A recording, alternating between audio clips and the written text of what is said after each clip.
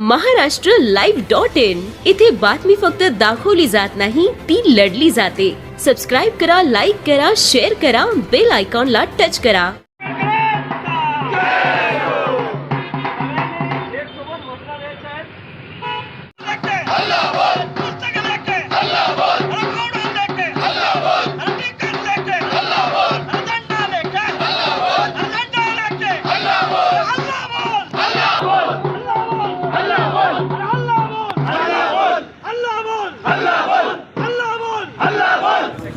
आज छत्रपती संभाजीनगर येथील सर्व आंबेडकरवादी पक्ष संघटनांच्या वतीनं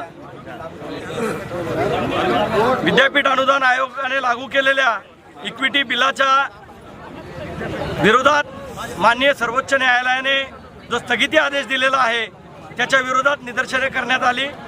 या निदर्शनांचा प्रामुख्याने उद्देश होता की UGCने लागू केलेलं इक्विटी बिल हे सक्षमपणे त्याची मांडणी झाली पाहिजे, त्याच्यामध्ये ज्या ज्या त्रुटी आहेत त्या त्रुटी तात्काळ दूर झाल्या पाहिजेत आणि आजतागायत ज्या ज्या संस्थात्मक हत्या या देशामध्ये संशोधक विद्यार्थ्यांच्या, दलित विद्यार्थ्यांच्या, बहुजन विद्यार्थ्यांच्या झालेल्या आहेत त्यांचा तपास पुन्हा एकदा सुरू झाला पाहिजे।